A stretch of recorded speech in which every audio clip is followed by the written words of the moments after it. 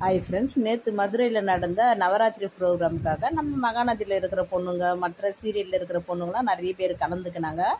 அதில் வந்த ஒரு அப்டேட்டு தான் கங்காவும் நம்ம காவேரியும்.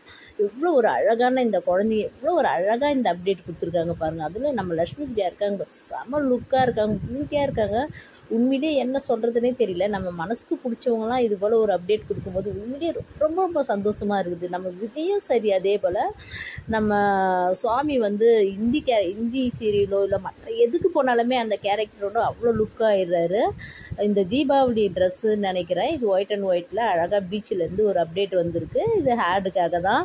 ஆனால் இதுலேயே வந்து அவர் நிறைய லுக்காக மாடலாக அப்டேட் கொடுத்துருக்காரு. அழகாக இருக்குது. உண்மையிலேயே வந்து நம்ம மனசுக்கு பிடிச்சவங்களாம் இப்படி இருக்கும்போது நம்ம வீட்டு பிள்ளைங்க எந்த அளவுக்கு ஒரு எதுலேயே ஒன்றில் முன்னேற்றம் அடையும் போது நம்ம எவ்வளோ சந்தோஷப்படுறோமோ அதுபோல் தான் நம்ம வந்து சுவாமி, லக்ஷ்மி பிரியாலாம் வந்து மேலே முன்னேறும் போது நமக்கு ரொம்ப ரொம்ப சந்தோஷமாக இருக்குது. அதுவும் இந்த அப்டேட்லாம் பார்க்கும்போது உண்மையிலேயே துள்ளி குதிக்கணும் போல் இருக்குது.